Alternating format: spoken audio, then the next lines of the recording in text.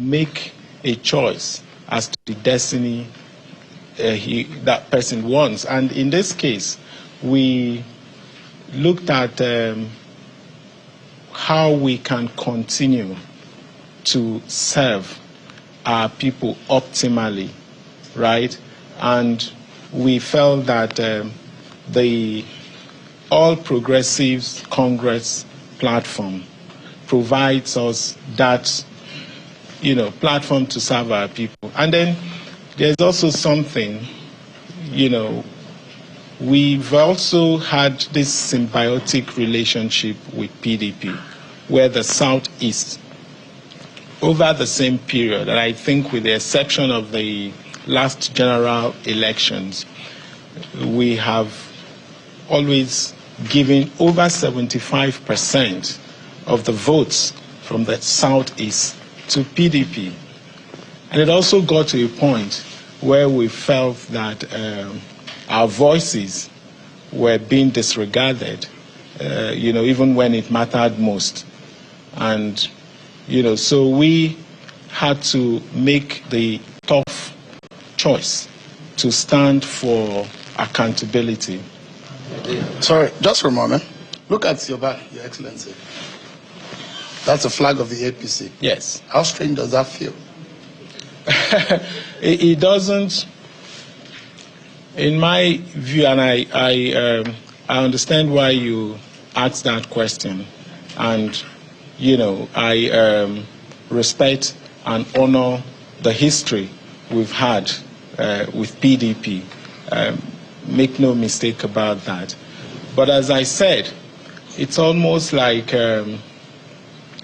when we campaigned for office, we committed to a quantum leap, which meant that we undertook not to look necessarily on the trend, because if you went by the trend, you wouldn't make commitments to grow the economy exponentially, as we did, growing the economy by 27% CAGR, and then, of course, eradicating poverty within 8 years. It meant that we needed to do things differently, and we needed to make bold and disruptive choices. And it also meant that we have to look for platforms that enable us to serve our people optimally and be able to deliver on the results. Ben, Your Excellency, you were considered the last PDP governor standing in the region. It's the first time the PDP would not have such representation in the Southeast. That can be mere coincidence. For instance, your brother governor in Abia visited you a couple of days ago, and that has got people talking, happening just a few days before this announcement. Without trying to preempt his choices, are you governors in the Southeast reading from the same political script? Is there some effort to align the region to the power at the center? Well, we have to always make decisions that is in the best interest of the people that have entrusted us with their mandate. And in doing so, you have to look at, first, your states, your citizens, the people you have been elected to serve. And then, of course, by extension, you have to look at the region, because, again, the Southeast, and if you want to cast your mind back, what has happened in the Fourth Republic, we've been largely under a homogeneous political party. We have never been so fragmented as we are in the last maybe 6 years. And then look at the event of the Third Republic.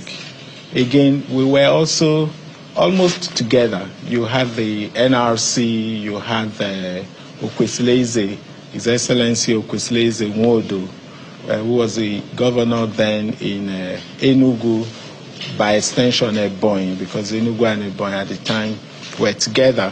And then you we had, I guess it was Evans in Imo, right? And then under NRC, we have Obonea Ono in Abia. Again, under NRC, I think the only outlier then was Anambra, Chukwemeka Ezife, who was in SDP. But, then come to the Fourth Republic, where we started off as all PDP, and we were able to talk about regional interests, consolidate what that interest is, and then make a very strong case and be able to attract things that would benefit the region. And, that has worked. I think, in my view, that if we even go back in time and notice the way our forebears, also played politics, they were always interested in what was pragmatic and what was in the best interest of the people. And they were always more than happy to have a handshake across the Niger if it was felt that it was in the best interest of the people. So, and I think, yes, there should be a conversation within us in the Southeast to talk about how do we consolidate our support base, and so that we can make a case for that conversation hasn't held, because you make it sound like it's a regional decision. Are we going to be having the same media chat in the neighboring states soon? I know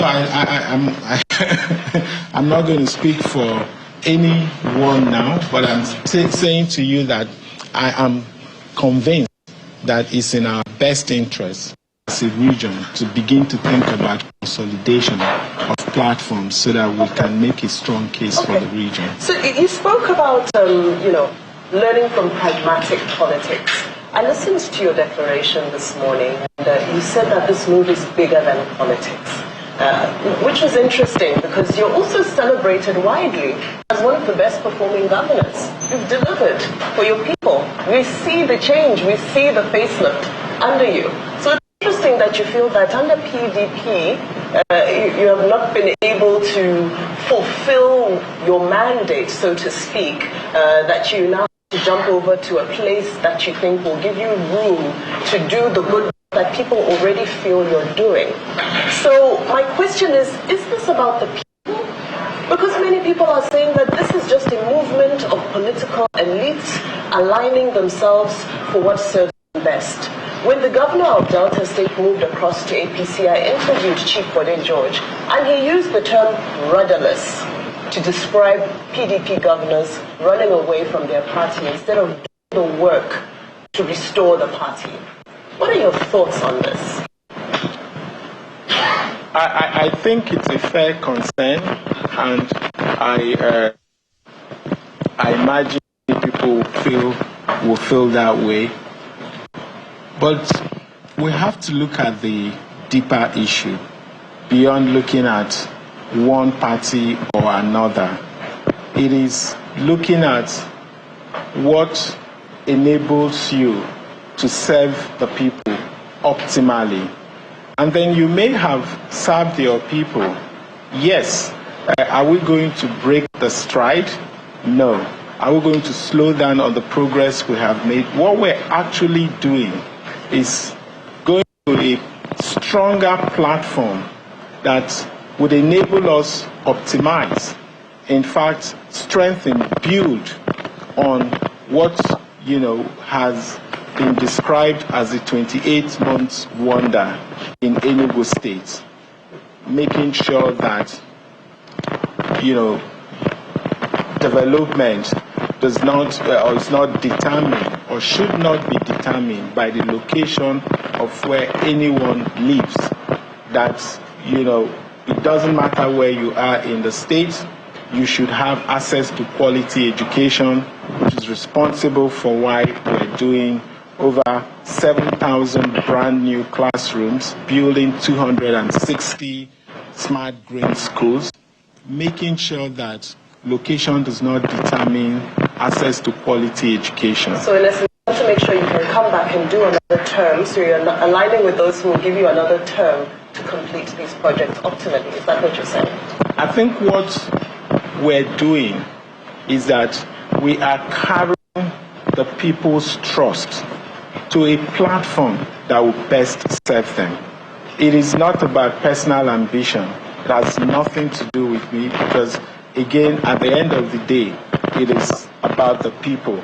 And everything we have done has largely been driven. Of course, the very first thing we said during our campaign for office was to say, look, we're going to deliver quality, people-centered governance, that everything will be about the people. And that has driven all the decisions we've made.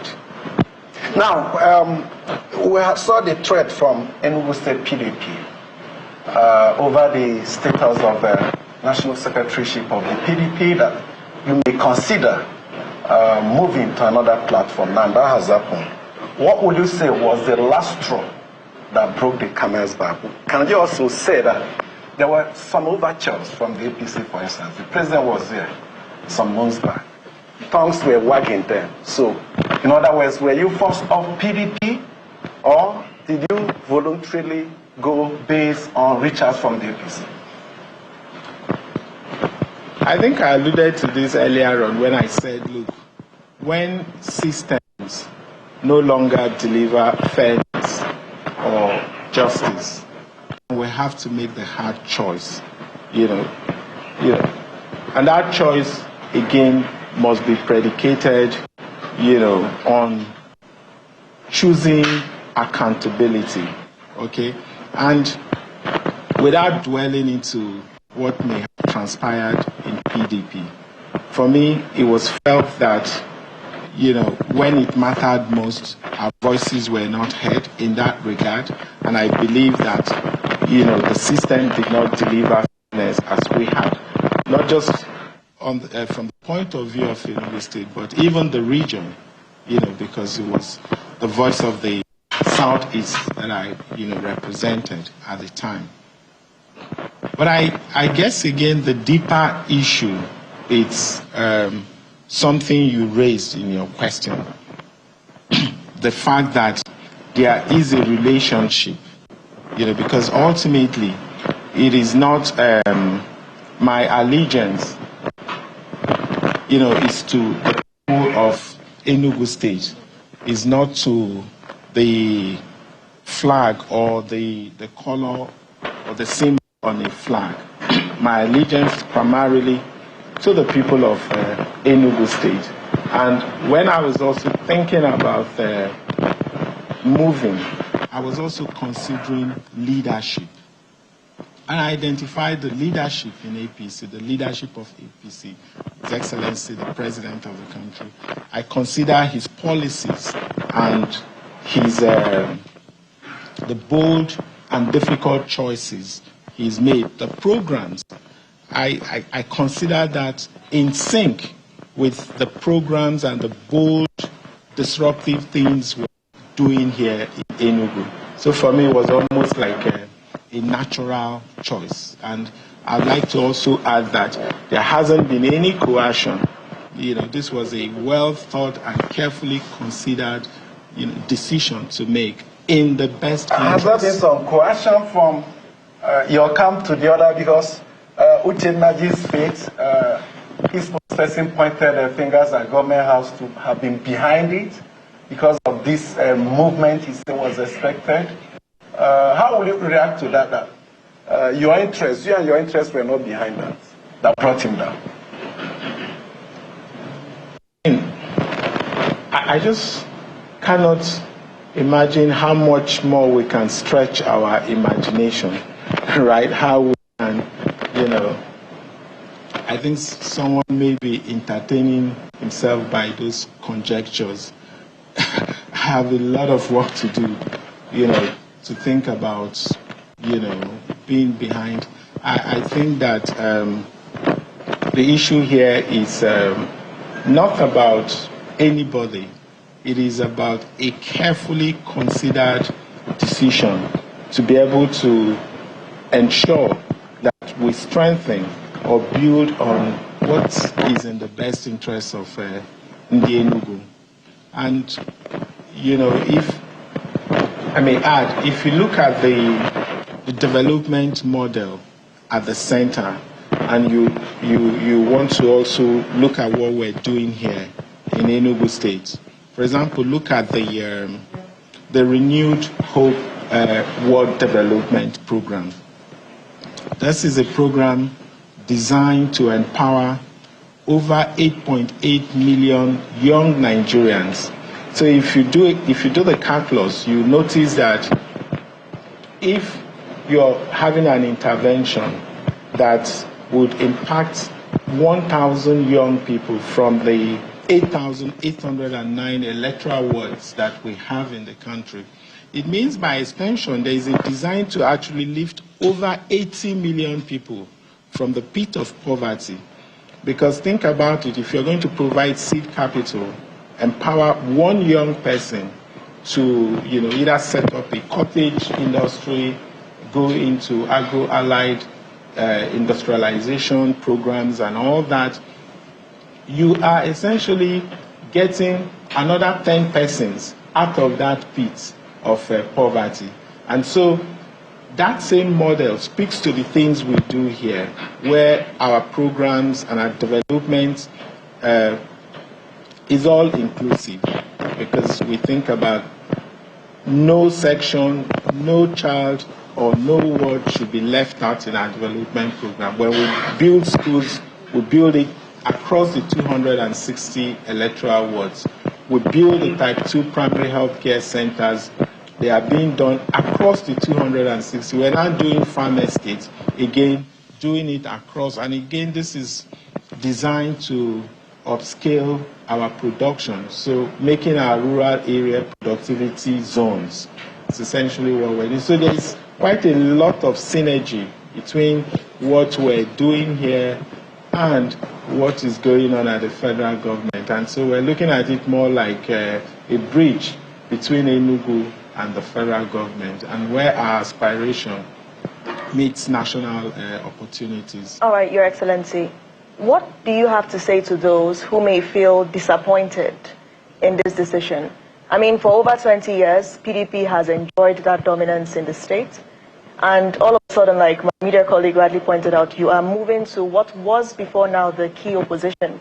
What do you have to say to those who feel disappointed, who possibly feel betrayed, those who came out in numbers for you, and to those who don't accept it at all? As we've seen another faction made up of the former excos of the now dissolved cabinet saying that they're going to continue with their duties regardless of the new exco. What do you have to say to those two concerns? And that's the beauty of democracy, that there is that freedom of association.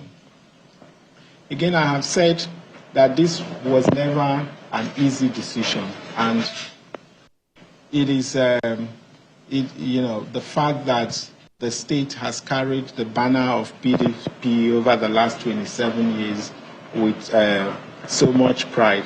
It would never be an easy, so nobody should pretend about it. But I think sometimes we have to defer to a higher principles and higher call. And that's essentially what we're doing here. It's almost like, my background is business, so I'm almost going to use business cases to illustrate. So it's almost like when you talk about the X curve of innovation, and then you notice you start from the era of ferment at the bottom of the X curve, and you get to a dominant design stage, and you get to a point where it gets to the physical discontinuity, just getting at the peak of. So you've got to a dominant stage. You now only have marginal improvements. So you're no longer able to do, for example, what we're committed to, quantum leap, launching, growing economy exponentially. You're getting to a point where you need to, now create another X curve of innovation, where you need to think outside the box, knowing that even though the old system may have served us, it served us to get us to where we are today.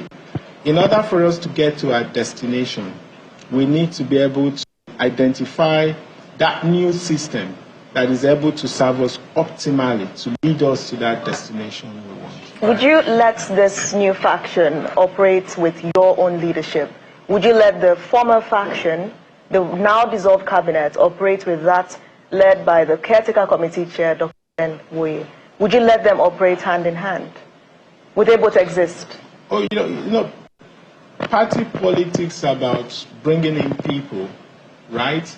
And I think that the key thing is for us to understand that we have to consolidate whichever party we are in, consolidate our support base. So the ultimate goal would be to reconcile the parties and make sure that we all work together for one, common objectives. All right, one more question. At what point exactly in all of this did you decide to defect to APC? What was that moment that you said, I'm not going to deal with PDP anymore, I need to move? What was that moment? So a weighty decision like this would require deep reflection, introspection. It's not something you wake up overnight, to. You would have to always do your analysis around what is in the best interest of your people. And something I have found out about the president is that he's deeply committed to what is in the interest of not just Enugu. There are a couple of things that we've been able to assess as a state, again, thanks to his liberal nature and his interest in our state. So for me, it's always going to be about what serves the best interest of the people. And again, as I said, by extension, the zone, the Southeast region. Since the Excellency's question is coming for the second time, that what was the event that was it the Ude Okoye event that made you feel that I've had enough, I've had it up to here? At what point did you decide that I'm done with the PDP? Or you just took the ticket and you knew from the beginning that you were going to leave? No, so it's not about any one particular act. And again, as I keep saying, it was also not that decision would not have been made exclusively by any act that I believe would not be in the interest of the people.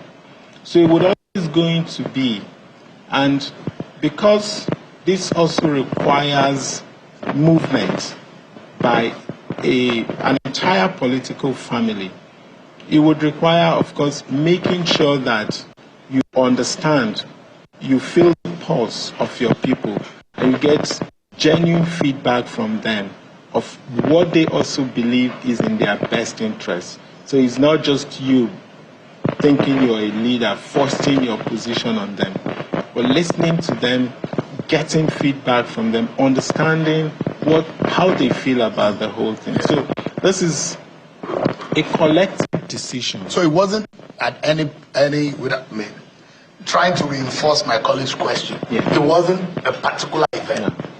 No. Was it the president who convinced you? Again, you had a meeting with the president, a private meeting in the villa with the president. What did he tell you? So as a governor, I would always have access to the president, and I would always have to discuss issues that affect the interest of the state with the president. And so I've not just had a one-off private meeting with... Earlier in the year, he called you his friend and that you were doing very well. Some have thought that perhaps the friendship is the foundation upon which this new relationship has been built. No, I think that I enjoy a very good relationship with the president. No doubt about that.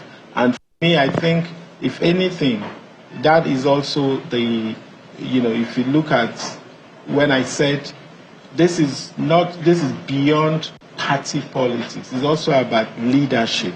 It's about who you find in a leadership position of a particular party and how comfortable you feel about that leadership. And the fact that you're looking at a leader who, for example, is interested in devolution of power, interested in decentralizing development, who believes that if we're going to achieve a $1 trillion economy in 5 years, by 2030, then the states, the peripherals, the subnationals must be empowered. Who sees that vision that the growth we're talking about here won't be won't be top-down, it would rather be bottom-up. Who believes in strengthening the capacity of the local government and even strengthening the institutions at the local level, talking about the traditional institution. I'm sure you know that the president is championing the... So this move is much about personal chemistry as much as political realignment. No, so if you think about it, look at the policies of this government and look at what they are designed to do in terms of development. For example, if you look at the removal of subsidies and the unification of the foreign exchange markets, and of course dealing with certain other inefficiencies, they are again designed to free up resources that would be invested in the people.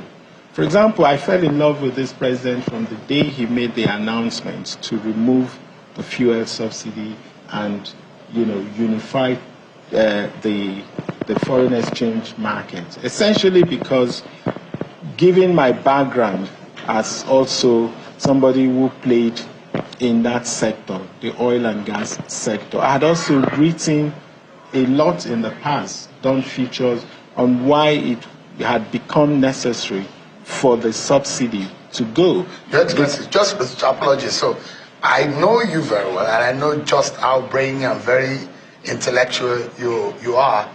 And as a moderator, I've not asked my question, but I'm just wondering, and I'm bothered the fact that some of the questions, how you have parried them, and the political questions, and how you have dodged the bullet in not answering them. I have my question, but I'm still worried as to the fact that you are politically dodged away from the answer. And a lot of people are watching, Enugu people are watching, home and abroad. What my colleagues are trying to center on is they want to know who really convinced you about leaving the PDP. And I'm coming to my own question. But you've got to answer that question because it has come in different shades and color. So if you want to know about how we became convinced, and I always elect to use a collective pronoun because it's not a unilateral decision. But you are the leader. Of course, I take full responsibility, but I'm also saying that it required an extensive consultation with the people that have entrusted us with their mandate to serve them. So we needed to engage to also understand how they felt about everything going on in the polity. So it is not one isolated event. It's doing it again, so you better ask him. Your Excellency, I have a question, albeit... let me, before you come in, on the people, because he talks about consultation now. Within the Southeast, 3 states now under the APC, 1 under ABGA, 1 under Labour Party. So you can say, make a call, Southeast is APC for structure. Now, the people, deep down in their psyche, what we get out there is that APC is still, to a reasonable extent, alien to them. Now, you have a lot of convincing to do to the people beyond the structures. How are you going to do that? Because even at the time when PDP was holding sway in 2023, it was Labour Party who had the numbers during the election. So, the presidential election. So I think everything you have said supports the fact that our people are essentially interested not necessarily on what is the color you have on a banner. They are interested in being served and being served well. So if you will, good governance. That is what is gaining traction in our literature today. People are interested in policies, in programs, and in how a government can serve them well. And that is above every other coloration, whether it's, a symbol that is umbrella or broom and all that. What matters most to our people? And this is why we talk about migrating to a stronger platform that would give us that opportunity, where indeed our aspiration can connect with the opportunities available at the national level. And in the last 10 years, where we have, essentially been so fragmented, where we have not quite, the parties in the Southeast have not quite connected with the party at the center, we also know, in terms of development coming towards the South, and it hasn't been quite the same as when we were connected as PDP with the center in the last, the 16 years that PDP held sway. So it's a function of identifying that platform that enables you to serve the people optimally. I think it's extremely important that this is beyond self, it's beyond personal interest. It's about the people. My question is about the impact of your political decision. And I said it's about a triplet, but short ones. The first is, do you feel this is a betrayal of the PDP that gave you the ticket? No. So, and again, I understand why you asked that. And it's a fair concern, but this is not like a betrayal. It is also not abandoning. It is more about thinking I was entrusted with the people's mandate by a people, right? By the people. And it is also now incumbent on me carrying that same mandate, that same trust, on a platform that would best serve the people. So think about it like this. We have a people who, under a particular platform, gave me their mandate to lead them. And then the same people, it became clear to us that a platform on which that mandate was given may not serve us optimally. And then, in consultation with them, we decided that we're now going to migrate to a stronger platform that would best serve them. So I don't see that as a betrayal. The other part to this question is, PDP sent you to school, you graduated, and you are now taking their certificate to serve APC. And so that's where the betrayal question. PDP sponsored you. PDP took your hand to the people. PDP gave you the victory. You won. After tasting power, you abandoned the ship and you moved to the APC. Does that not sound like some kind of betrayal? Do you have an apology to make to the people who thought that you could represent them? So, Shenwa, I understand the analogy you've just given. But I think that analogy seems to suggest or seems to elevate the party above the people, right? I think that's the point that I'm trying to get you to. So it's the people first, other than the platform. And you're not worried about a possible punishment at the poll? No. So the next time around. So if this was against the interest, if this move would discontinue or affect the continuity of progress that we have witnessed in Enugu, or if indeed it is about self-ambition, then of course you'll be thinking about this, or your analogy may fit. But this is a lot more about the people first before the party. Speaking of the people first. I mean, I've been listening to you very intently, especially because you continue to reinforce the idea that you're in support of the APC's reforms. You like what the APC is doing and you want to take part in that. Which is interesting to me because if you look at the statistics from the World Bank that were released just last week, our poverty numbers in Nigeria have increased. We now have 139 million people who are living on about 3,000 naira per day, which is considered the poverty level globally. You look at a number of the other metrics, and generally we all know that the quality of life has deteriorated in the past couple of years. So my question is, some people might feel this is the time for opposition to speak up and do its work. This is the time that opposition should be proud to come up with solutions that can bring succor to people. But instead, we're seeing Enugu State saying, we want to partake in this hunger with the rest of the nation. We want to partake more in these reforms that, yes, there are some benefits here and there, but because we're saying people first, the pandemic of the pockets is reigning. Empty pockets pandemic is currently reigning. What do you say to your people who say, we thought you would stand up for us and be a voice for us at a time where we are hungry? Okay, so let me be clear. I think that the policies and the programs of the federal government, it's yielding results. And albeit,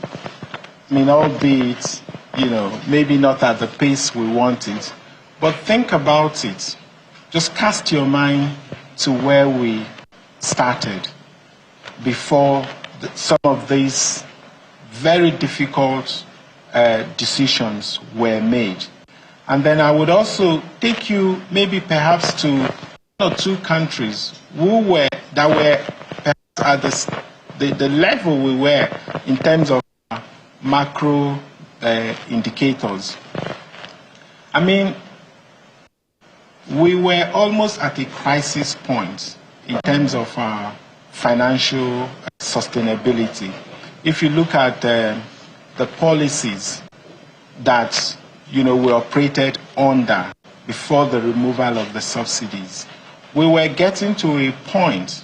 I don't know if you cast your mind back in 2001 during the financial crisis in Argentina, when the peso was being, basically controlled. They were basically pegging the peso against the dollar, which again, of course, led to what took close to a decade of financial crisis in Argentina, because it got to a point where that pegging was unsustainable, and then of course, there was. From an economic perspective, I totally understand. No, but I'm going to come back to how that would percolate to the micro level. But first of all, if you're going to deal with these matters fundamentally, you have to address those macro shocks, right? You have to be able to stabilize your foreign exchange. You must be able to ensure that you have enough funds to do so, and it's not just artificial stabilization. You have to deal with the fundamentals. And then you have to look at, again, what are those policies that enable you to do that? What we were doing with the subsidies, in my view, was largely just, benefiting, the rich ones, because, again, the subsidies, we were talking about them, were not even extended to diesel, which was what we operated our mass transit vehicles on. And then, we're talking about gasoline and all that. So my take is that what we have seen happened over the last 2.5 years or so is that we have now achieved some macro level stabilities. We are now beginning to see some stability in the macro indicators. We now have a foreign exchange that got at some point, I think, in some point last year, it was going to hit close to 2,000. Today, we're seeing it at a level of 141 1,450, 1,460. And then look at again the inflationary trend. We're seeing that trending downwardly, right? At some point, it got to 34.8%. So you can argue that the speculation, may not be going at the pace we want it. But as to whether we're dealing with the fundamentals at the macro level, we are dealing with the fundamentals. And if we don't get those macro level fundamentals right, we will not see a speculation to the micro level, where you're talking about household employment and all that. But that would happen. I just picked one program, one program of the government, and I can talk about a number of other ones, talking about the Renewed Hope World Development Program. If that program, the way it's designed, is implemented, we're going to lift close to 90 million people out of the pit of poverty. And this can happen within a year. We have the NEL Fund, again, where parents are, if you will, now have more disposable income because they don't need to worry about funds to pay the school fees of their kids. That loan is provided without interest. Okay, you have the Murphy. I think this is under the Ministry of Finance. Mortgage under the Ministry of Finance, the mortgage program, where the government is trying to create also access to just for a moment. shelter. Let's take Nathalie's question and we're going to break. Thank you. Your Excellency, you have reeled out a lot of accomplishments of the president. But we have to also establish one thing. It's more than just a party. As a matter of fact, some people who have been campaigning in various states have said things like, you have to be connected to the center so that development would come to your state. That's all they say. So essentially, these people are kind of pasting and stamping the fact that it's more than just a party. In fact, it's an entire movement. So would you argue against it, or would you support the assertion? Secondly, what is your understanding of the perception of APC in the Southeast, not just the state, and why should Enugu accept APC? So we're not moving to APC from a place of fear or resentment. For me, I see it more like a partnership that works. We're not moving in as supplicants. We believe that this is a partnership that would benefit Enugu. And it has, if you look at it from a broader angle, Enugu is a political capital in the Southeast. And we talk about creating an aviation hub. Some of the things that would enable Enugu be brought back to that preeminent position she had always occupied would be essentially driven by the federal government programs and projects, because a number of those things are still within the exclusive list. And so you need to be able to ensure that you negotiate, not just even as a state, but as, the Southeast. We're talking about building a huge energy market in the Southeast, developing gas infrastructure. That won't happen because I can't legislate on gas. That's still within the exclusive list. So there's a huge benefit in, the Southeast. I do believe that it's also come to that point where we must end fragmented politics in the Southeast. We must come together as a people and be able to negotiate in what is in the best interest of the Southeast. Right, sorry, we need to take a break. Let's take a breather, everyone. We see here, we're talking a lot of politics because the politics of Enugu State, as decisions are made today, will impact on governance, and the man right in the middle of things is Governor Peter Ndubisi Mbah. We'll be right back to discuss more after this break, everyone. who have traditionally stuck with the APC, those who stood with the party even when it had just 1% of the votes in the presidential election in Enugu in 2023. What do you say to them? Would you honestly say this is a defection of merger or a complete takeover? Well, so we've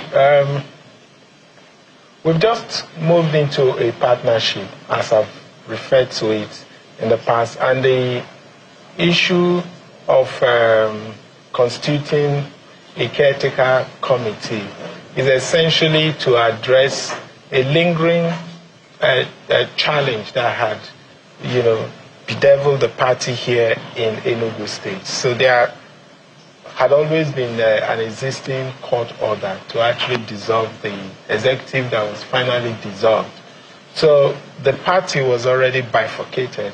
Here, there were quite a lot of factions, and what we are going to do is essentially to bring everybody together, because ultimately we have to work with the people. We need the people to be able, this is all about the people, ultimately. So you don't want to exclude anyone.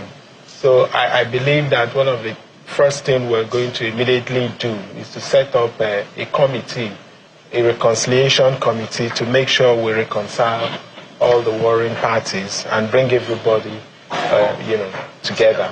All right. So you'll be campaigning for President Bola Tinubu in 2027? Certainly, I think it would be a sin for any governor not to do. And I say that again because we haven't really, as governors, seen a president, and I'm speaking from having also been in the public sector before now, because I had a stint in the public sector where I also was a commissioner for finance, so I was in the best position to know what accrued to the government from the federation account. So looking at the policy, the liberal policy of this president, who has ensured that he frees up resources for subnationals, who understands that the $1 trillion economy cannot be realized without strengthening the subnationals. So, and that in freeing up the resources, you're able to invest in the people. You're able to get the development to trickle down to our grassroots, to our weakest link. And that is what this president has done. He has largely, I hear, of course, arguments that, of course, it's the federation account, it's not, but, he could also have decided, let's create a pool, and then decide what program or what project that SS fund could be used on, which had been the case in the past. But here we are having a president who feels that, no, I think the money should be let off to the subnationals, to the local government, so that they can actually touch the people. That money can percolate down to the ward, down to the local government, down to the state. And so, for me, I see that as the only avenue for us to be able to achieve this $1 trillion economy. And there is also you have a president in the current president who believes that he doesn't want to hold so tight to power. You can see some of his support. He's now supporting the state police, as you know. That's again saying, look, let's devolve power. Let's ensure that we strengthen our subnationals, we strengthen our periphery. And so I would definitely... just a follow-up. Now you're closer to the president. There's this ongoing clamor for freedom for Nnamdi Kanu. Will you consider raising it with him? You're closer to him now. Well, you've always known my position about Nnamdi Kanu. That hasn't changed. it took less than, I think it was barely a week after I assumed office, that I had a meeting with the president and I was very specific when I came out to address the press that I also raised the issue of Nnamdi Kanu with the president. Yes, so I believe strongly that the Nnamdi Kanu's problem is going to be solved politically. And with this now, I think it is also an opportunity for us in the Southeast consolidate our position and make a very strong case for this to be resolved politically. What is your definition of political solution? Is it that it needs to be, there is a protest that is being, people are preparing a nationwide protest for Nnamdi Kanu's release. And there are those who said they're surprised that Nnamdi Kanu's name did not appear on the clemency list of over 100 people, almost 200 actually, 178 or so, that made the prerogative of mercy from the office of the president. Were you also surprised that Nnamdi Kanu did not make it? So what's the definition of political solution? So, first of all, we need to accept that concept that this is the right thing to do. And then the details of implementation would need to be worked out because there would be certainly details. And it is not things that you can possibly outline now, but it's for us to even accept the concept that this is the way to move forward. All right, Your Excellency, let me just come in. I'm so sorry, I've been trying to ask this question. Now, there are some people who, like I asked before the break, some people have this perception about APC in the Southeast. How would you describe this perception? What is your understanding of the current view of APC in the Southeast? A region that has complained of marginalization for so many years. That on one side. And I need you to please answer me specifically. Then the second question is, what do you have to say to those people who have watched you for over 2 years and have seen the commendable strides that you've made, all of the developments, and feel that you may be making a big mistake?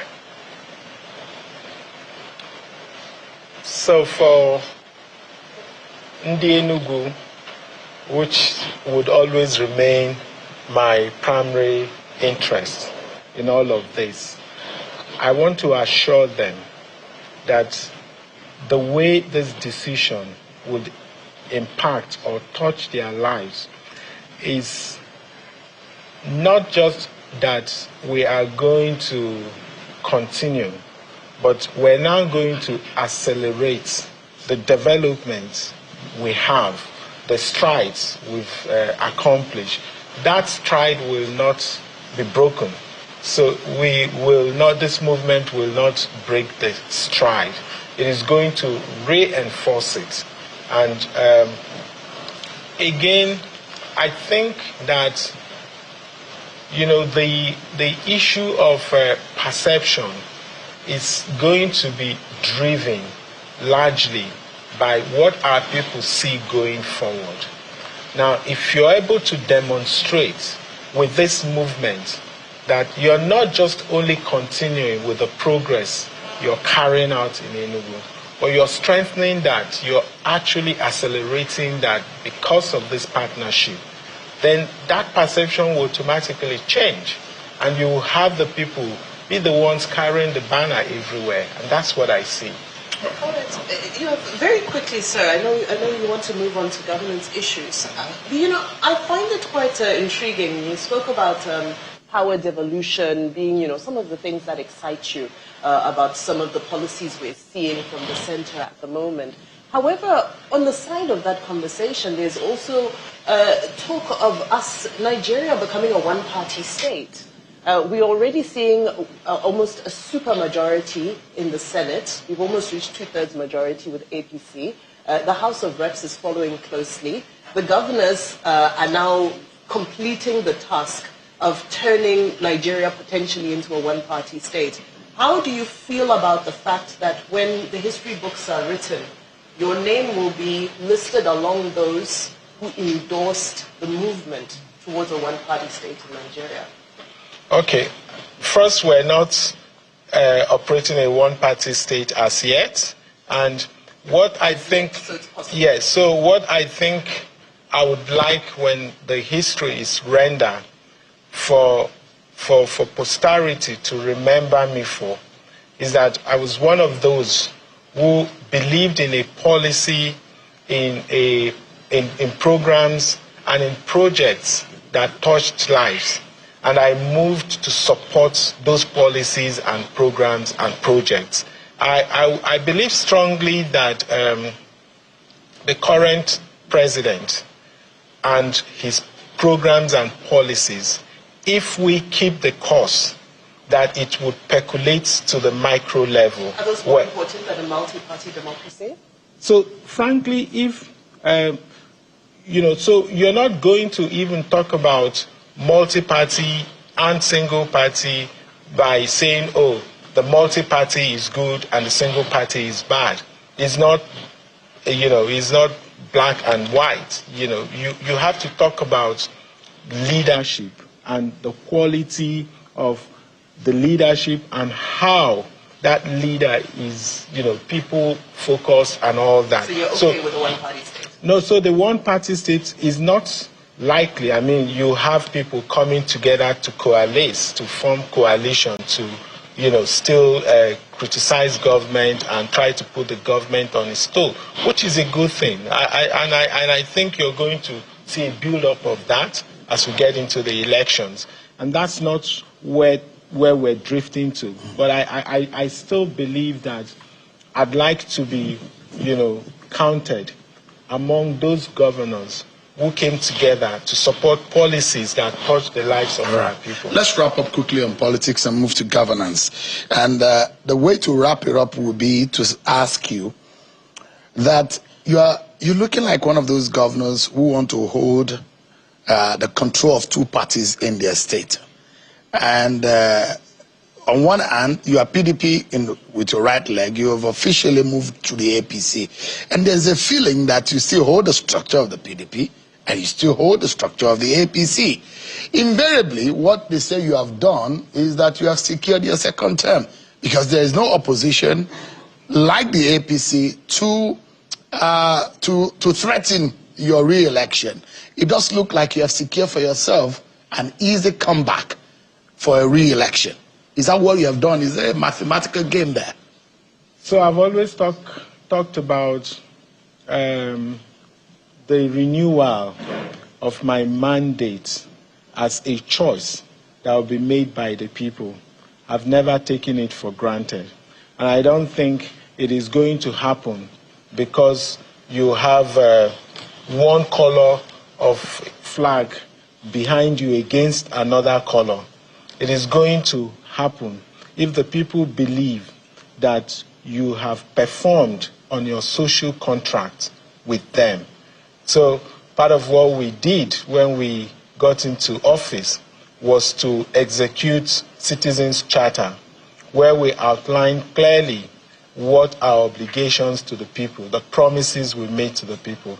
I'm sure by the time we go back to them to ask for the renewal of their mandate, they're going to have to look at that contract and tick the boxes and, find out whether we've kept to our own part of that bargain. So for me, what secures your mandate is, keeping to your own part of the bargain, keeping to your own part of that contract. So why are you not letting go the PDP structure? I am not. So they see you as PD-APC or APC-PDP. So they see you one leg in, one leg out. If I turn back, I don't see any other. They say there is another flag in your bedroom, which is that of PDP. So why is that? There are some states where we have seen this happen. This mentioned the states. Defection. In some states in the southern part of the country, there's this huge allegation. I wouldn't raise the name because of it's still an allegation, but we see, and we see the truth, that they still keep it as part of the grand strategy to whittle PDP down. Now, it's an opportunity for you to state clearly, categorically, are you going to do it or not? So for me, I won't generalize, and it would be unfair to do so. I understand if that's a fair concern by some people. What my focus is, and I keep saying this because that is a mission I believe I'm on, that whatever you do must be focused on the people, right? I'm not going to, again, you know my background. You know, I have one of the things you can take for granted when it comes to me is that I cut straight. You've observed that during this period of interview. We are of a party, and we're going to do everything to promote that party in the state. Can you tell the people today that you don't have anything to do with the PDP? It's bygone and bye-bye forever. And I'm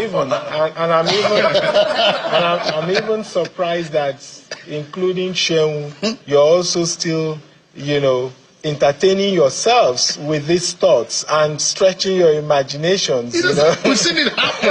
It is happening over. I thought that to put it in a better perspective, the PDP is no longer the major challenge for Governor Mbah. Yeah. Because in the last election, it was the Labour Party.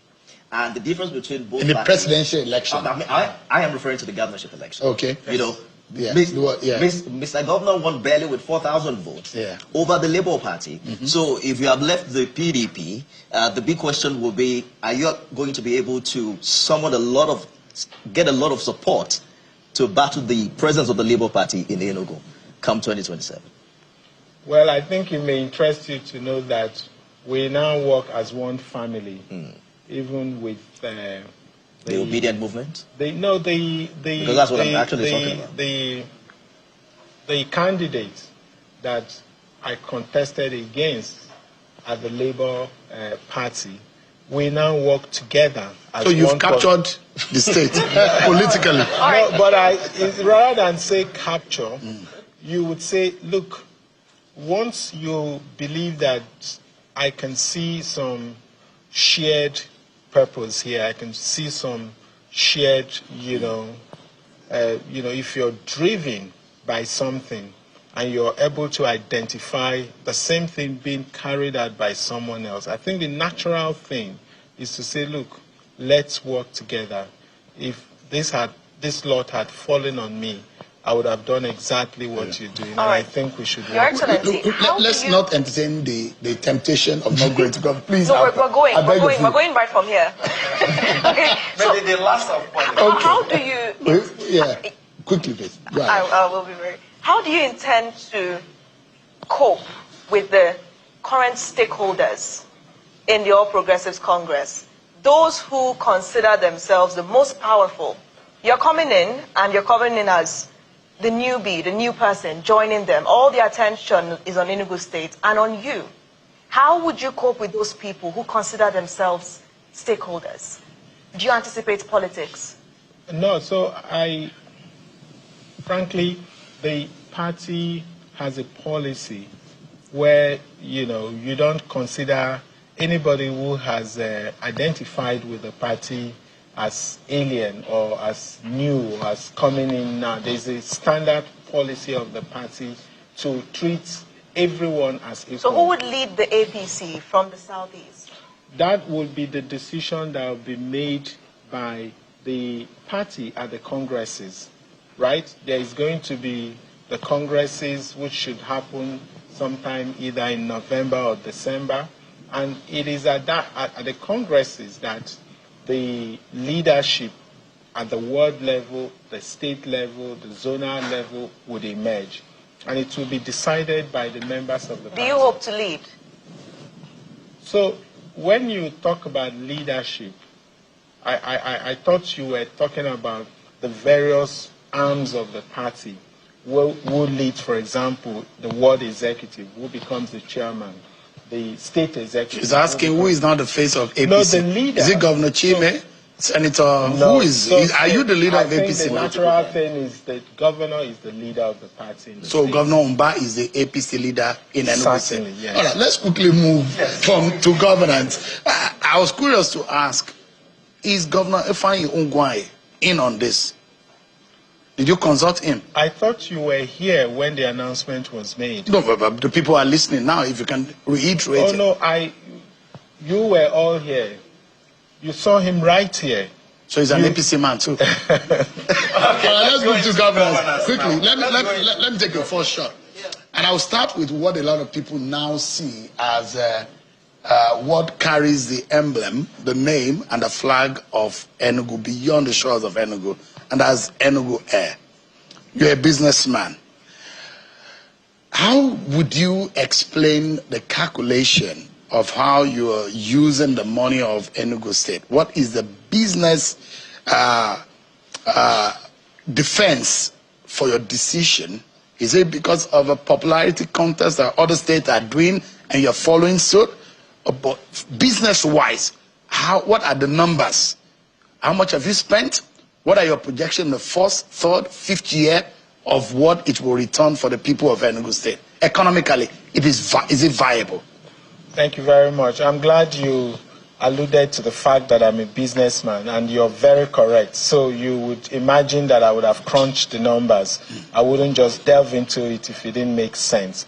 So yes, we looked at the numbers, and we also looked at the benefits for the state, so the bigger picture. But I'm actually very pleased to, and this announcement we had actually made during our town hall, where we said to our people, look, the projections we had, we were quite pessimistic, because truly when you run your numbers, you have three scenarios. You have your pessimistic position, you have your base position, and you have your optimistic position. So going by our base financial model, it would seem like it would take us like 6 months before we begin to remove our subvention and allow the airline to operate on its own. But I've announced to the people of Enugu that we actually beat that threshold, that benchmark, because we didn't have to access funds from anywhere else. It seems like, we had made a projection that our load factor would be about 40% within the first 3 to 6 months. But when we did our numbers in our first month, the report was over 75% load factor. So we didn't have to come back to the states to support anything. So the airline, as it operates today, is self-sustaining and, in fact, rendering returns to the government. So we're not, it's a fantastic business, which is why we're increasing our fleets. We're going to add additional 6 fleets, 6 aircrafts by the end of the year. What percentage? Are you going regional? Okay. Yeah, we've received approval to do regional flights. Talking about... Sorry, let me just come with the issue of governance. I looked at the last figures, internally generated revenue for states. Enugu made a quantum leap, 180 billion for the last year under review. That's a huge thing. You also alluded to the more money coming from this, and everybody knows, my colleagues have also made allusions to it, the beautiful work you're doing. But out there on the streets, I get the cry, the taxes are becoming heavy. The burden is becoming overbearing. So how will you balance this drive for IGR, development projects, and welfare and well-being of the ordinary folks on the street? Well, I've had to address this question on a number of fora where I engaged the people on the town hall meetings. So what we've done to increase our internally generated revenue is not to increase the tax rate. What we've essentially done is to expand the tax net. So we've brought in people who before now didn't have to pay tax, or perhaps it wasn't enforced. We've now brought them into the tax net. And because it was something they never did, it's beginning now to sound like, you're overtaxing people. No, we again, I try to explain that the tax matters, they are actually on the exclusive legislative list. The state cannot legislate on PIT. We cannot legislate on CIT. That's the personal income tax, the company income tax, VAT. These are all matters that are within the exclusive list. And recently you followed the tax reform bill, which was signed into law. So it's now the Tax Reform Act coming into effect by January 1st. Again, that's within the preserve of the National Assembly. They legislate on those tax matters. Now, if you come to things like rates and maybe even taxes on small businesses and fees and all those market rates and what have you. The interesting thing, which is part of what we're going to do, we're going to set up a committee that, because I've heard this severally, I've been able to, interrogate my IRS chairman to find out what is going on. He's told me, look, what we have actually done is go below what, used to be collected, because before we came in, those taxes were collected by non-state actors. You have people walk into the market with people. We came in, we automated all that process, so no payment is made in cash. You must pay only to government account through e-payment. Even the transport sector, we also ensured even those driving keke and motorbike. Nobody pays, nobody accepts government payments by cash. You have to pay straight through an e-payment. And so he is saying one thing, and I'm hearing some like what you've said. And so I've decided I'm going to constitute a committee, have the market women in that committee, have the NGO, the civil society organization. Let them come up with a report, do a review, and then come back to me with a report and say, look, this is our finding, and then we can address it. There are also some of the things we won't even be able to do from January, because if you're an SME and you're earning less than 1.5 million, we cannot tax you. You can't tax you can't get, and that tax is not even done by the state. It's done by, it's a law that is made by the federal government. All right, quickly, sorry, let's reorder it. Okay, so, all right, shall we come back around? Yeah. Let's talk smart schools, which again, fantastic initiative. If you look at it just off the surface, and the fact that a number of them were completed successfully, I believe as well, the majority of them, I think, is something that we need to celebrate and acknowledge. However, having said that, I read a comment made by a Chief Ray Naji, who was saying that in some of your dealings in executing these projects and overseeing this development, that you've sidelined some Ndi Enugu who would have been fully capable to deliver these projects in a professional and transparent way, that you brought some contractors from outside. Of course, we know how that case ended. So I'd love for you to address what you're being accused of some type of cronyism with regards to specifically the Smart School project. And then what's the status of that contract with Sijubomi Ogundele? Sijumoto. Have we been able to clean that up? Is that school being built? Have the funds been returned? Give us an update on what's going on with the smart schools, and also respond to this comment from Chief Rain Naji, who is saying that you've sidelined the people who stood with you in 2023, and you're awarding contracts to, you've brought Suji Moto, who's now come and caused this mess, when Ndi Enugu could have done the project and completed it successfully.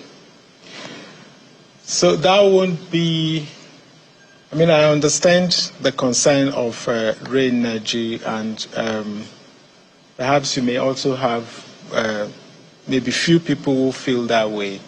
But I don't think it's an accurate characterization of what we do here. In fact, if anything, if you look at the stats, if you look at the number of contractors we have executing the smart school projects, there are over 80% Enugu's citizens, people from these states or people who live here. Okay, so we're quite objective in terms of selection, our selection process. We knew we had a very tight deadline in terms of project execution, and we were thinking about those contractors that would be able to deliver on fast track, because you have to have the skills, you have to have the resources in order for you to deliver on fast track project. It's not like your conventional delivery. And so we identified maybe 1, 2, 3 contractors that we felt would be able, and through a very competitive bidding process emerged, and then we engage them. But again, if you look at the large percent, and I'm talking about over 80%, and I challenge anyone who is interested to probe further and get facts, and we can also make that fact, public. We can publish the list of contractors we have for the smart schools. You'll find out that over 80% of them are people from the states, people who are here.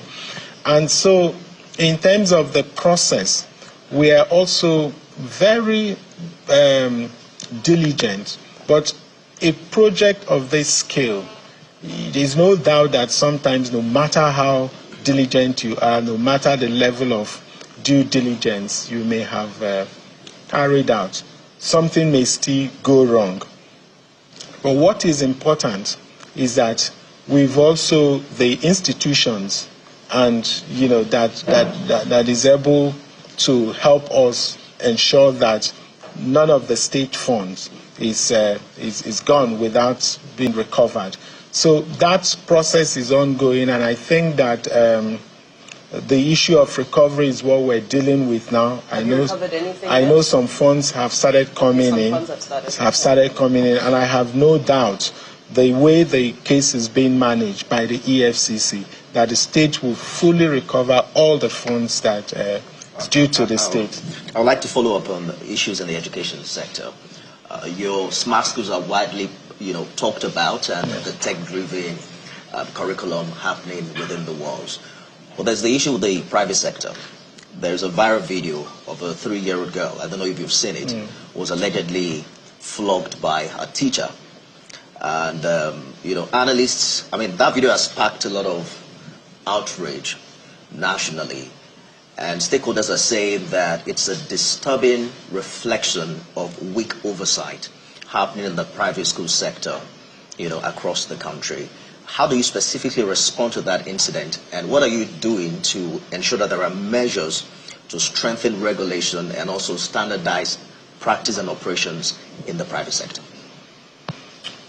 Very good. I'm glad you brought that up. So we have, and I think what you now hear these days is that we're over-regulating.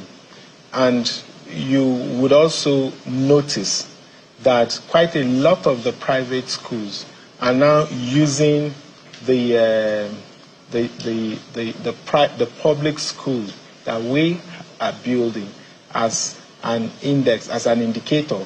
So we've raised that bar, we've raised the standard. What happened with the 3-year-old is unfortunate, but of course you can be sure that we have also taken the right steps to ensure that the proprietor and the teacher, the particular teacher in question, is brought to justice. And so we have zero tolerance for such things. Education is by far one sector that is the be-all and end-all for us. It takes 33.3% of our total state budget. So you can imagine that, for every 1 naira we spend, 33 naira goes to education. So it's one sector we don't joke with. There are quite a lot of reforms we've carried out with respect to the regulatory activities of the state, regulating the private schools. For that particular incident, I'm not sure seen any government reaction officially on what transpired. Oh no, we've actually taken actions. It's not even just reacting on the pages of newspapers, but we've taken, both the Ministry of Education and the Ministry of Children have been involved in that matter. And we're sure it won't happen again? Oh no, of course, if you understand the consequences, and some of it, because again, it's a process. At the end of the day, there would be consequences, and when it becomes known, people will know that it is not something you can do and get away with. All right, let's talk funding. Now, during a recent interview on the morning show at Zafia TV, I was a bit taken aback, pretty much surprised, when one of our guests said that a lot of the funding for the developments in the state have come from Abuja. from the national. And it made me to start thinking about the internal revenue drive of the state. And I wondered, is it that the state's revenue is not enough to fund these projects? Are a lot of these projects funded by the national? So I don't understand. We have several receipts. We have several revenue sources. And of course, one of the major revenue sources is the receipt from Abuja, the Federal Account Allocation Committee, which Enugu is part of, and we should get that receipt. Of course, what we have seen in recent time is that that receipt has increased, and we get it. We're entitled to it.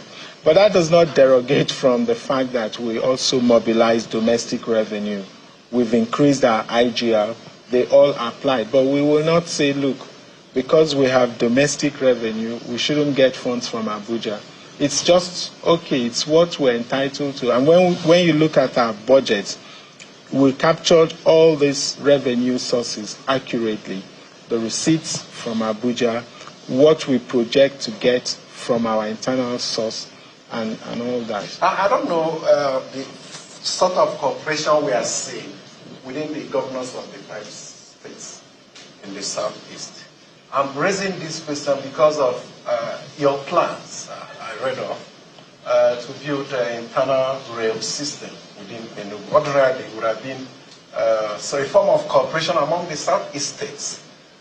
Speak to this cooperation as against your plan for that rail project. Where are we now with such that plan? As you know, I've always advocated that we should build a common market in the southeast because of our homogeneity, because of the fact that we have a very small area with densely populated people. We have 27,000, maybe 28,000 square kilometers of land mass, and we have up to 27 million people residing within the same, and we're talking about a land mass the size of Benue or Oyo, and yet you have these densely populated people. And so I've always believed that we have to have a plan that enables our people to commute from one city to the other, and that way you can attract huge investment. People will not be looking at Enugu as a market or Anambra as a market, but they look at the southeast as a market. And so they can, when they make their investment decision in terms of their market analysis, the market size will not just be restricted to a state. And what enables a common market to take place is the ease of movement. If you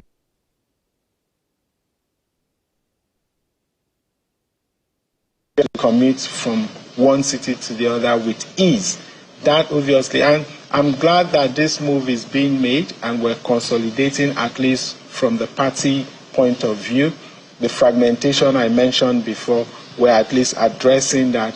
It is my hope that to bring us back to the table where we can go back and start thinking about this common market. Are they showing interest, the others? Oh, certainly. Certainly. All right, we're getting to the home stretch now. So I have a feeling that I don't know how much of the governors, how much they feel about what the policies of government and what they do in office will impact on the poorest of the poor. You take the average and you look at the number of those who are in that cadre of the society, you perhaps will imagine, I don't have the figures, but we imagine that there are much more in the population. Now, you talked about taxation and how you're trying to digitize it to ensure that you're plugging the leakage. But the word on the street is that the poorest of the poor are heavily taxed. They feel that the little they have, they're taking a lot from them. You say you're doing a lot of projects. The question they will be asking is Peter Mbah really a poor man's governor or the rich man's governor? What are the people-oriented projects? And what confidence will the poor people who are watching right now, who are probably getting a translation into Igbo language, the fact that they are not going to be taken out of existence because of your taxation policy? So when we campaigned for office, we outlined a blueprint for Enugu State. And that blueprint was based on 3 critical factors.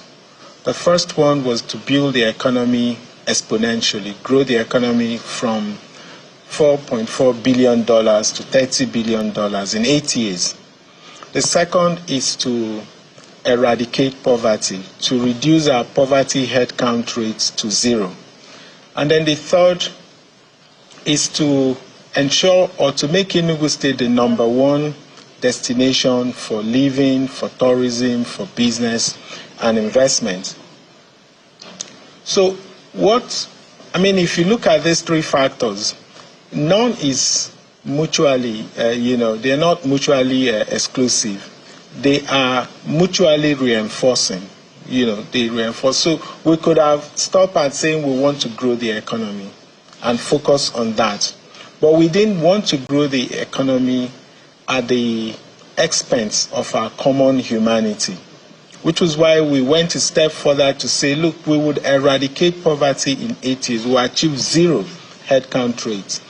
That also now leads us to developing people-oriented projects. So if you look at the projects we do in the state, none is elitist. They are all designed to touch the grassroots. So we could have addressed the issue of education marginally, could have identified 3 zones where we site the smart school, and it will become an exclusive preserve of the wealthy ones. But we didn't do that. We decided that every child in this state must have access to quality learning. And the same thing with the healthcare. Every child must have access to quality healthcare. And we went about that. And we're doing the same thing in other areas. Portable, we have over 127 communities we're currently intervening, building portable waters, boreholes, having different water schemes, also building toilets because we want to achieve ODF by the end of the year. And we're aggressive on those elements. What are those programs and projects speaking to? Our weakest link, making sure we lift them out of poverty. We're also empowering our SMEs. So the idea of overtaxation is alien. And I have said, in order to assuage that concern, we're going to constitute a committee so that it is not just, let me say this, sometimes people take politics to a different level. When we took the decision to digitalize and plug some of these leakages, don't forget that some people, there were some entrenched interests that we displaced. And make no mistake, they're not going to go down without fighting. Okay? So we believe that there is this narrative that is being framed that is not quite correct, but rather than just take my word for it, let's even have our market people, our civil society come and do a full review of this taxation issue and give us a report. Point out to us where we have gone wrong. And I'm more than happy to address that. And that's what my citizen charter speaks to. All right. A final question, because we're right at the end of it. Very short. Firstly, it sounds like you're going to be very busy. You're creating a lot of committees for different issues. But electricity, of course, we know that that's pivotal to everything we're talking about, whether it's lifting people out of poverty, productivity, generating IGR, and so forth. It was formidable to see the state take the initiative to test the new Electricity Act and slash electricity prices, take the regulatory stance into their own hands. And it's unfortunate to see the deadlock that then followed with the distributor following that. And I understand it continues. This issue hasn't been ironed out. How do you foresee this very critical issue, the deadlock between pricing, between the regulator and the distributor for electricity? How do you foresee it being resolved? What is your plan? Firstly, we find it highly commendable that the electricity market has somewhat been liberalized, that the states are now able to play in all the value chain of electricity, and that the State Electricity Regulatory Commission now has the power to regulate electricity in the states. But I think because this is something new, and so there has already been a mindset with the electricity distribution companies. All the regulator they respected and honor before now was NEC, So suddenly those powers from NEC have been devolved to the states. So you now have the Enugu Electricity Regulatory Commission, and we make a pronouncement on what we believe to be in the best interest of the consumers after having done a very exhaustive analysis, even with engaging them and all that. So it's taken a while, but we believe that we will all get used to the fact that there's a new sheriff in town. It is the Enugu State Electricity Regulatory Commission that has the power under our law to regulate your activities and to ensure that the consumers are not exploited. I guess we could take one or two more. I have an understanding that we have some breather of some few minutes, and I see that you're. Oh, no. Let's go the route where we're going. Beautiful. So I was hoping we could touch on the issue of inflation, because the recent NBS figure did mention that Enugu has the lowest inflation rates in the country at 14.2%. That was in August, and that the rare month-to-month drop was over 5%. It looks really remarkable on paper. In fact, I've asked some of the commissioners, how did you pull it through? But beyond the numbers, what's the kind of feedback you're getting honestly from the people? Is the cost reducing really? Are small businesses also feeling the impact of reduced cost in the market? So we dealt with the issue of poverty eradication in Enugu, frontally. So we knew, of course, the root causes of the fragilities we observe in our communities, or insecurity, come from poverty and maybe unemployment. So with respect to employment, we have from the government side of things, we have over 2,000 projects currently going on. So the feedback you get is that Enugu perhaps in terms of artisans, they charge the highest. They even charge more than Lagos, because everybody is constructively engaged doing one project. We're doing 260 smart schools in every ward. What that means is everybody in the community must be busy, except you are lazy. We're doing 260 primary health care centers in the same ward, so you must find jobs somehow. And then, of course, we're now talking about 260 smart farm estates, taking care, increasing the production level of our farmers.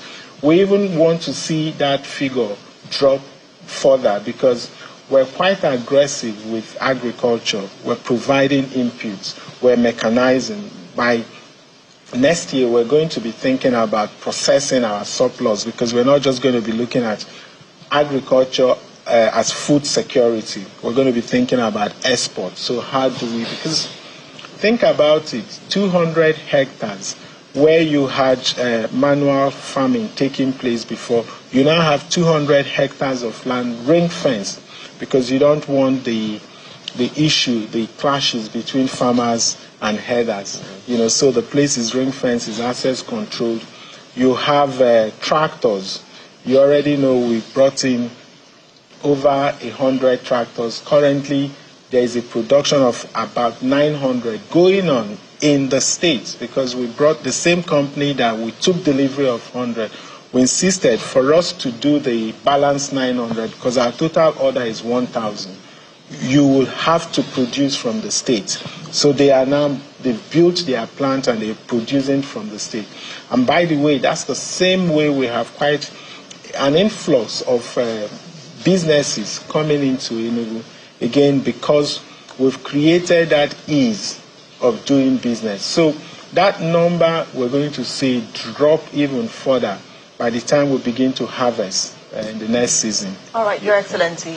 2 questions, final questions. The first one is, how expensive is this transition going to be?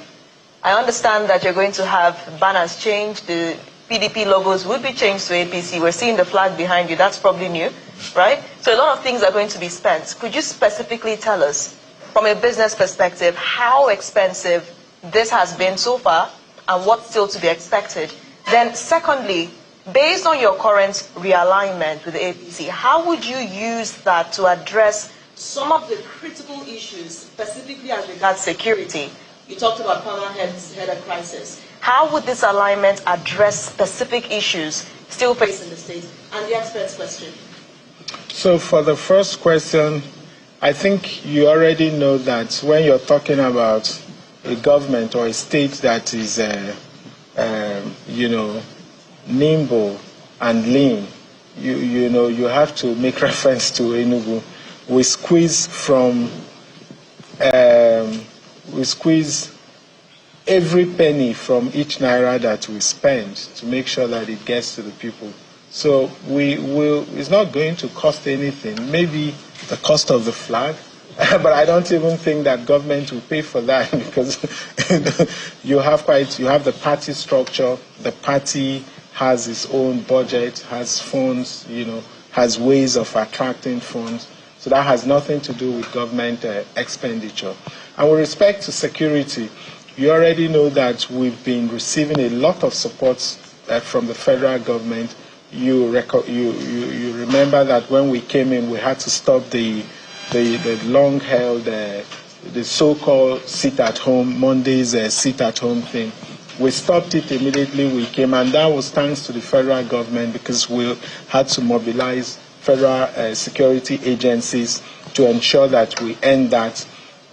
So what you're going to see is that stronger partnership, which is why I refer to it as alignment at scale, which is what it is. Allow me to quickly follow up on security, because last year you inaugurated the Enugu State Security Trust Fund. Yes. The idea is to pool resources from everywhere for the safety of the average citizen.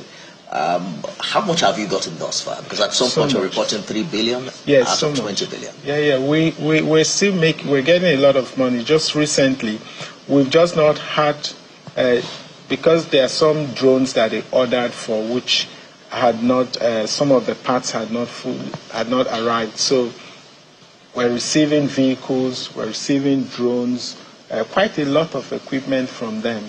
So they're doing well. We still expect to strengthen that. And there is, of course, an app that they have, which also makes the receipt of funds sustainable, because every citizen can donate, whether it's 100 naira, 1,000 naira. How do you track transparency, though? So we have a board of trustees.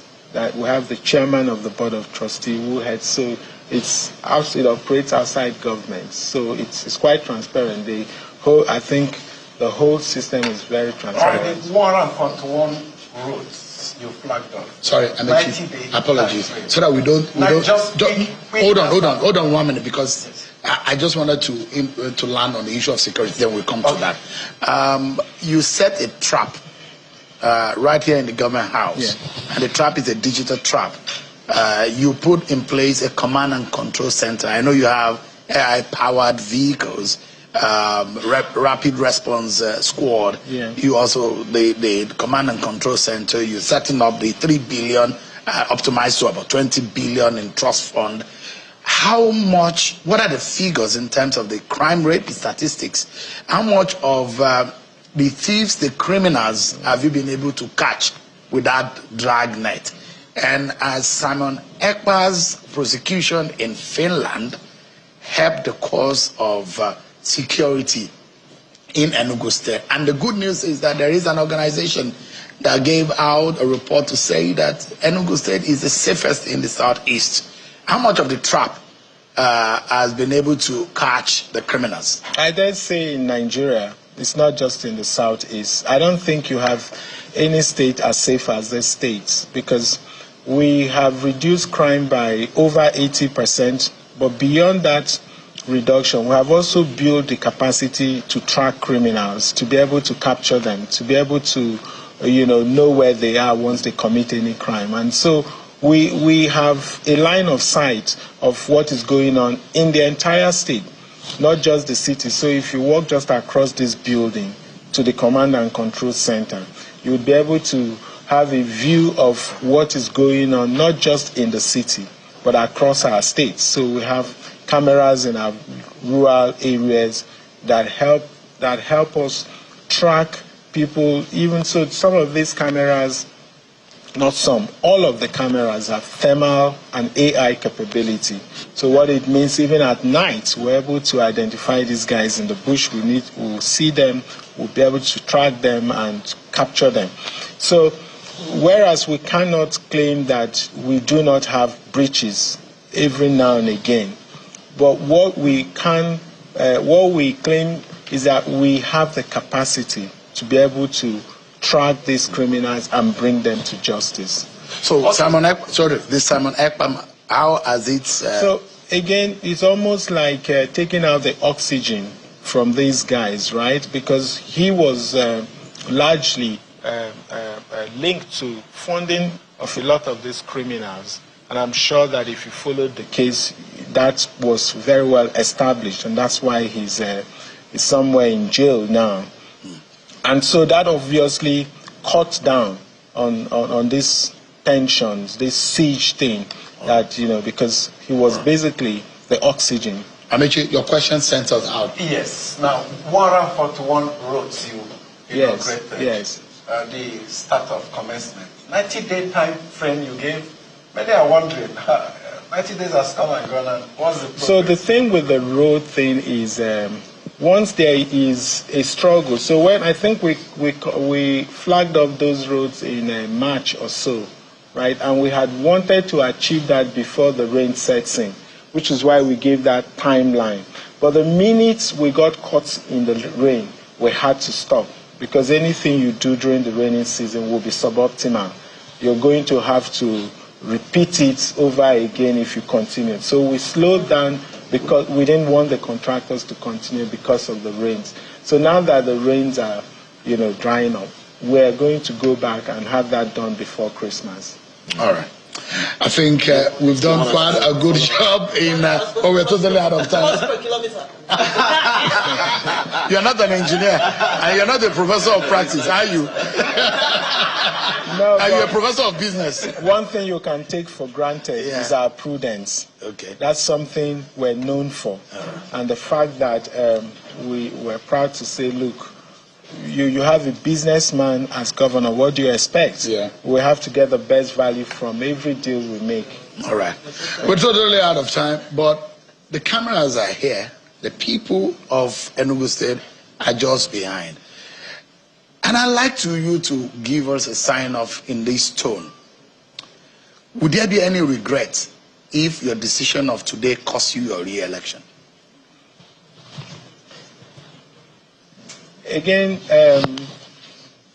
for me, what would constitute a regret would be if we seize the pace, or if we slow the pace of development that is going on in Enugu State. As you already know, the profile of Enugu is rising. We're bringing Enugu back to her preeminent position. As you know, this was where it all started. This was the hub of economic development in this country, even before amalgamation, right? And so we're not just another state, we're Enugu State. So we're going to continue on that trajectory. And as long as we continue without slow, we accelerate the pace, the people at the end of the day would have to make their choice in terms of whether they renew my mandate or not. But it will be without regrets. Governor Peter Mbah, Governor of Enugu State, thank you so much for this 2 hour of engagement with the Enugu State people. Thank you so much indeed. Thank you. And I must sincerely thank my colleagues, Nifemi Ogutoye of Television Continent, Nathalie Oku of Afia TV, Amechi Anokwe of AIT, and Nigerian wife, Mbah Ekpa of Arise Television. I'm Sean Wakimale of Channels Television, and that's been it, the media chat with the Executive Governor of Enugu State. Thank you so much, everyone, for keeping tabs with us. And that's it from the Coast City State. Bye for now, everyone.